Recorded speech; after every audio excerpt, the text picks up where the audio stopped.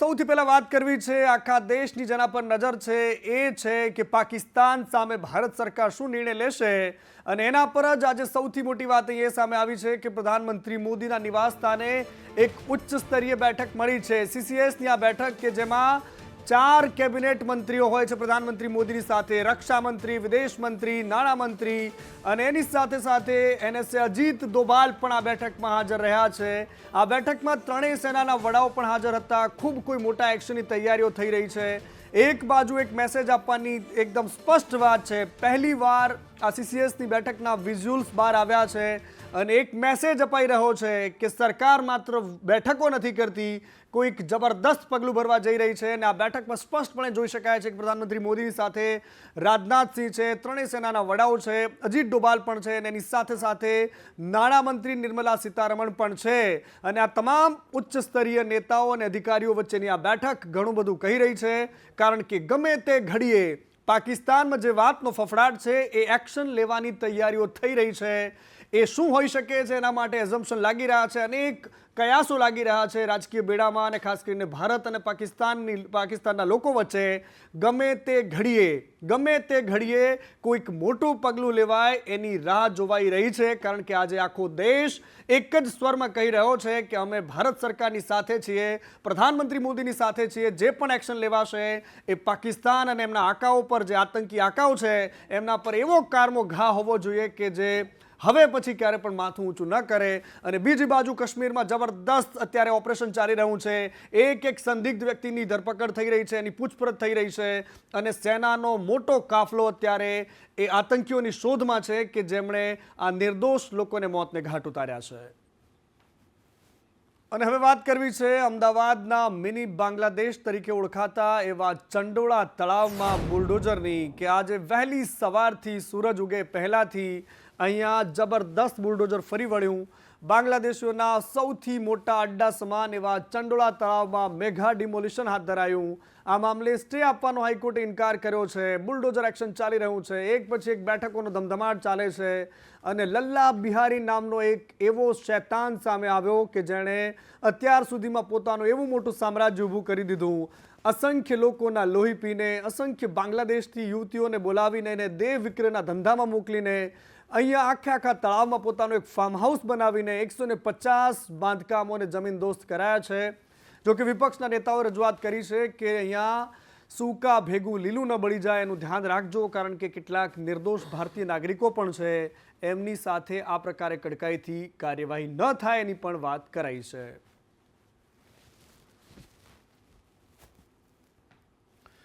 અને અમદાવાદમાં ઘૂસણખોરો સામે આ સૌથી મોટી કાર્યવાહી, જેમાં ચંડોળામાં 150થી વધારે ગેરકાયદેસર બાંધકામોને તોડી પડાયા છે।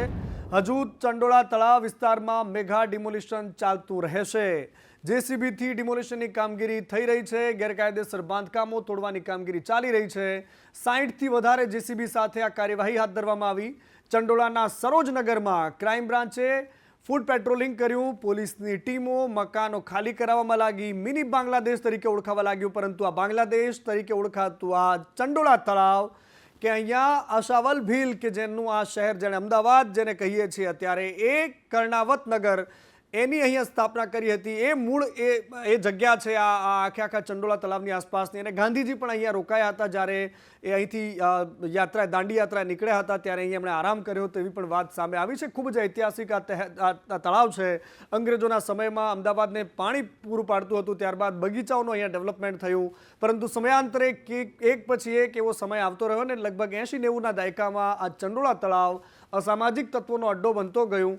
કોરોના આવ્યો, કોરોના બાદ તો બિલકુલ તળાવ માત્ર નામશેષ બચ્યું હતું, કારણ કે ચારે કોર અતિક્રમણ એ હદે હતું કે તળાવ ક્યાં છે પણ શોધવું મુશ્કેલ થઈ જાય એ પ્રકારની પરિસ્થિતિ। બધા જ લોકોના આઈ કાર્ડ નીકળી જાય, આધાર કાર્ડ નીકળી જાય, પાન કાર્ડ નીકળી જાય, પાસપોર્ટ સુદ્ધા નીકળી જાય, ત્યાં સુધી પણ તંત્ર જાગતું રહ્યું, ઊંઘતું રહ્યું। અને જાગતું રહ્યું એવું પણ એટલા માટે કહી શકાય કારણ કે એમને એ વાતની તો ખ્યાલ હશે જ કે કોઈક આ પ્રકારની ગતિવિધિ થઈ રહી છે, પરંતુ સવાલ એ પણ પૂછાઈ રહ્યા છે કે અત્યાર સુધીમાં કેમ સરકારે કોઈ મોટા નિર્ણયો ન લીધા, કેમ કોઈ એક્શન ન લીધી અને આ 30 વર્ષ સુધી અમદાવાદમાં અડ્ડાઓ જામેલા રહ્યા।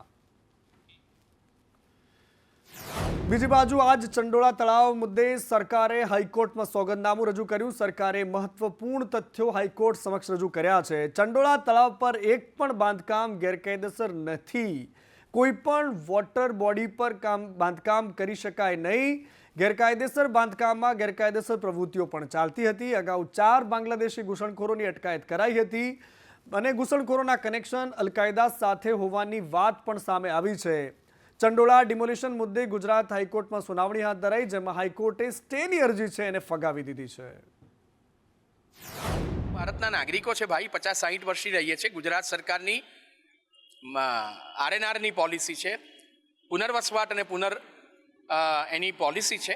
એમાં 2010 પહેલાંથી કોઈ ઝૂંપડપટ્ટીમાં રહેતા હોય, ભલે સરકારી જમીન હોય કે ગમે તે હોય, તમે અમને વૈકલ્પિક વ્યવસ્થા આપવા માટે બંધાયેલા છો. હજારો લોકોને તમે આપી છે, તો અમને શાને માટે નથી આપતા? આમાં જે જગ્યાએ રહીએ છીએ તેના માલિકીના કાગળ નથી, તો કારણ કે 2010થી પહેલાંથી અને વર્ષોથી રહીએ છીએ, દસકાઓથી રહીએ છીએ, અમને વૈકલ્પિક વ્યવસ્થા આપ્યા વગર કાઢી ના મૂકો. અને આ અરજદારો વતી હતા વકીલ આનંદ યાજ્ઞિક, કે જેમણે પોતાની વાત રાખી. બીજી બાજુ આ ચંડોળાના ડિમોલિશનના મુદ્દે એક વાત એ પણ સામે આવી કે પોલીસ કમિશનર કચેરી ખાતે એક મહત્વપૂર્ણ બેઠક હતી. આ બેઠકમાં રાજ્યના ગૃહ રાજ્યમંત્રી હર્ષ સંઘવી, અમદાવાદ શહેરના પોલીસ કમિશનર પણ આ બેઠકમાં હાજર હતા. બેઠકમાં ચંડોળા તળાવ પાસે થયેલા દબાણો પર વિસ્તૃત સમીક્ષા કરાઈ છે. ચંડોળા તળાવના મેપ સાથે કાર્યવાહી બાબતે વિગતો મૂકી હતી. ચંડોળા તળાવની આસપાસના અન્ય દબાણોની વિગતો પણ મુકાઈ હતી. એ મામલે પણ સમીક્ષા થઈ છે. દબાણ ન થાય તેની વિગતો પણ મ્યુનિસિપલ કમિશનરે મૂકી હોવાની વાત સામે આવી છે.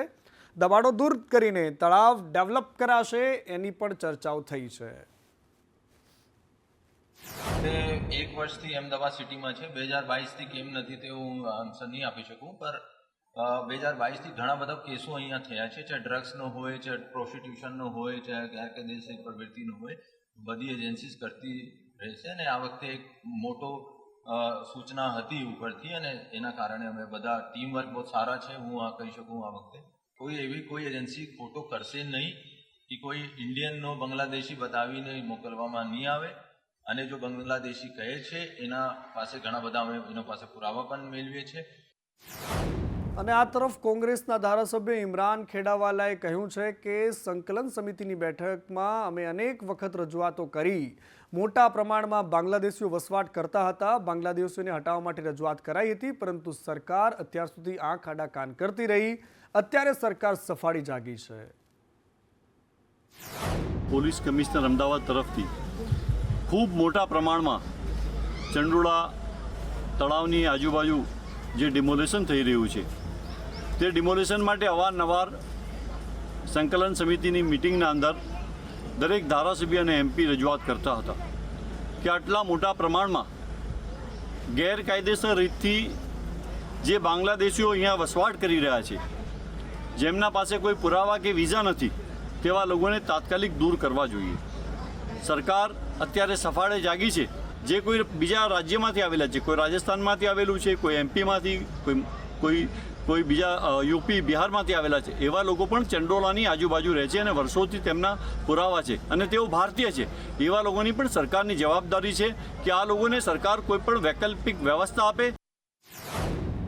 અને આ બાજુ ચંડોળાના ડિમોલેશન બાદ હવે નવીનીકરણની કામગીરી મુદ્દે પણ ચર્ચા થઈ રહી છે. મનપા આયોજન કરી રહી છે. 36 કરોડથી વધારેના ખર્ચે ડેવલપમેન્ટની કામગીરી કરાશે. બીઆરટીએસ ટ્રેક, વોકવે અને જીમની સુવિધા ઊભી કરાશે. ડ્રેનેજ લાઇન, પમ્પિંગ સ્ટેશનને ખંભાતી કૂવા બનાવાશે. રહેણાંક મકાનો બનાવવાનું પણ મનપાનું આયોજન છે આ ચંડોળા વિસ્તારમાં. અને આ ડિમોલિશનની કામગીરી કરનારા લલ્લા બિહારીની ધરપકડ થઈ છે. સૌથી મોટું બાંધકામ લલ્લા બિહારીએ કર્યું અને લલ્લા બિહારીનો દીકરો ફતેહ પણ છે આ કામમાં ભાગીદાર. એની ધરપકડ થઈ છે. લલ્લા બિહારી સામે પ્રોસ્ટિટ્યુશનના ગુના પણ નોંધાયેલા છે, દેહ વેપારના ગુના છે. બાંગ્લાદેશી મહિલાઓ પાસે એ દેહ વેપાર કરાવતો હતો. બાંગ્લાદેશી મહિલાઓને અહીંયા લઈ આવતો અને ત્યારબાદ એમની સાથે આ દેહ વિક્રય જેવા કામોમાં ધકેલતો હતો. એક મોટું સામ્રાજ્ય બનાવી દીધું એણે. લલ્લા બિહારીએ આખા ચંડોળામાં પોતાનો એ હદે વિસ્તાર કર્યો કે કોઈ પણ અહીં બહારથી આવે તો એનો એકમાત્ર આકા અને એનું નામ છે લલ્લા બિહારી. મૂળ રાજસ્થાનના અજમેરનો છે અને એણે આખું આ સામ્રાજ્ય ઊભું કર્યું. ગેરકાયદેસર વીજ જોડાણો બનાવ્યા. 2 લાખ રૂપિયામાં ઝૂંપડા વેચવામાં આવતા હતા. જાવેદ નામનો શખ્સ એ ઝૂંપડા બનાવીને વેચી મારતો. ચંડોળામાં ભવ્ય રિસોર્ટ બનાવ્યો, ફાર્મ હાઉસ બનાવ્યું. 500થી લઈને 2000 ચોરસ મીટરની જગ્યામાં રિસોર્ટ અને ફાર્મ હાઉસ પણ બાંધી દીધા. ગેરકાયદેસર પ્લે ઝોન બનાવી દીધું. ઘૂસણખોરોએ આલિશાન બંગલો બનાવી દીધા. અને આ લલ્લા બિહારી નામના શખ્સે તો પોતાનું એટલું મોટું સામ્રાજ્ય ઊભું કરી દીધું છે કે જ્યારે હવે પોલીસને ખબર પડી તો પોલીસની પણ આંખો પહોળી થઈ ગઈ છે. અને લલ્લા બિહારી કોઈ સામાન્ય વ્યક્તિ નથી. આ લલ્લા બિહારી ઉર્ફે મહેબૂબ પઠાણ એનું નામ છે, જેમાં તંત્રને આ વાતની જાણ 2021થી છે. એવું નથી કે આ લોકોને ખબર નહોતી, પરંતુ હવે જ્યારે રેલો આવ્યો છે ત્યારે લલ્લો બિહારી યાદ આવ્યો ને એના કાળા કારનામાઓ બહાર આવી રહ્યા છે. લાખ સવાલો વચ્ચે લલ્લા બિહારીની સામે કાર્યવાહી થઈ રહી છે, જેમાં એની ગેરકાયદેસર પ્રવૃત્તિઓની જાણ તંત્રને હતી જ. પ્રવૃત્તિઓની જાણ તંત્રને કરવામાં આવી હતી. શહેજાદ પઠાણ અમદાવાદના વિપક્ષના નેતા છે મ્યુનિસિપલ કોર્પોરેશનમાં. એમણે કહ્યું કે 2021માં અને 2023માં અમે કલેક્ટર અને પોલીસને દબાણ અંગે પત્રો લખ્યા છે. લલ્લા બિહારીએ ગેરકાયદેસર પાર્ટી પ્લોટ બનાવ્યો છે. ગેરકાયદેસર પાર્ટી પ્લોટ બનાવીને ભાડું ઉઘરાવતો હતો. ગની પથ્થરવાળા અને હુસેન ઈંટોનું ગોડાઉન બનાવતા હતા. ચંડોળા તળાવમાં સતત પુરાણ કરવામાં આવ્યું. આ અંગે પણ અમે તંત્રનું ધ્યાન દોર્યું હતું, પરંતુ તંત્ર અત્યાર સુધીમાં આંખ મીચામણા કરતું રહ્યું. અને માત્ર અમદાવાદ જ નહીં, પરંતુ સુરતમાં પણ આ જ પ્રકારની કામગીરી ચાલી રહી છે. બાંગ્લાદેશી ઘૂસણખોરોને લઈને તપાસ થઈ રહી છે. અલગ અલગ વિસ્તારોમાં પોલીસ તપાસ કરી રહી છે, જેમાં 47 જેટલા બાંગ્લાદેશી ઘૂસણખોરોની અટકાયત કરાઈ છે. દક્ષિણ ગુજરાતમાંથી 121 જેટલા બાંગ્લાદેશી મળી આવ્યા છે. એમના બેંક એકાઉન્ટ, એમનો મોબાઈલ નંબર, આ તમામના આધારે તપાસ થઈ રહી છે.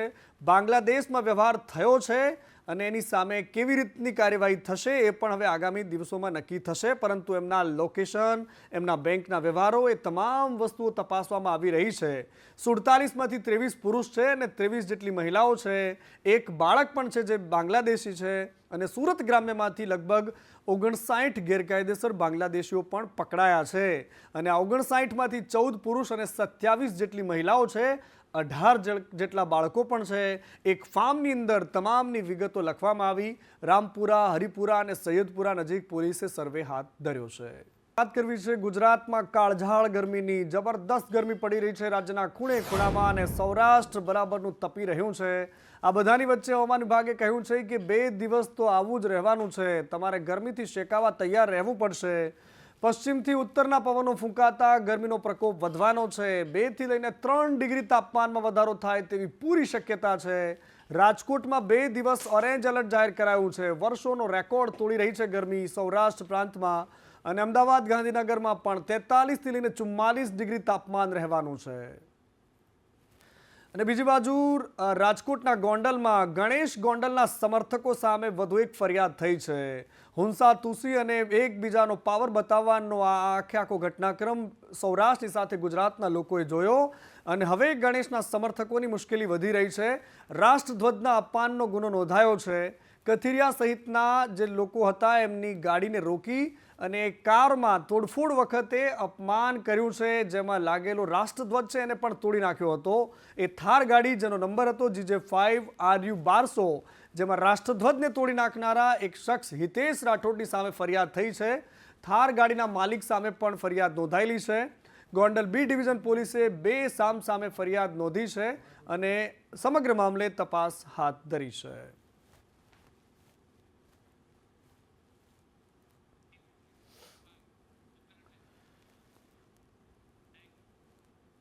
અને આ કાળઝાળ ગરમી વચ્ચે તમારે સાવધાન રહેવું પડશે. ગમે ત્યારે, ગમે તે ઘડીએ, ગમે તે જગ્યાએ આગ લાગી શકે છે. અમદાવાદના સરદારનગરમાં આગ લાગવાની ઘટના બની છે. રહેણાંક એપાર્ટમેન્ટમાં 5મા માળે આગ લાગી છે. કેટલાક લોકો ફસાયાની પૂરી આશંકા છે. ફરી એકવાર એ ભડભડતી બિલ્ડિંગ અને ચારેકોર આગની લપેટો જોવા મળે છે. ધુમાડો જોવા મળી રહ્યો છે. થોડા દિવસ પહેલા આપણે જે નારોલની ઘટના જોઈ અને ત્યારબાદ આખા અમદાવાદમાં એક ચર્ચાનો વિષય એ બન્યો કે હાઈરાઇઝ બિલ્ડિંગોમાં ફાયર સેફ્ટી એક ખૂબ મોટો વિષય છે. દરેક ઘરમાં પોતાનું એક ફાયર જે ફાયરની બોટલ છે એ વિકસાવવો પડે એ પ્રકારનો સમય આવી ગયો છે. આ દ્રશ્યો જોતા એવું લાગે છે કે અમદાવાદમાં આગ ગમે ત્યારે લાગે ત્યારે ત્યાં પહોંચતા ફાયરની ટીમને ખૂબ લાંબો સમય લાગે છે. ત્યાં સુધી તમારું ઘર સ્વાહા થઈ ચૂક્યું હોઈ શકે છે. આ ખૂબ જ ગંભીર ઘટના છે. કેટલાક લોકો ફસાયાની પણ વાત સામે આવી છે.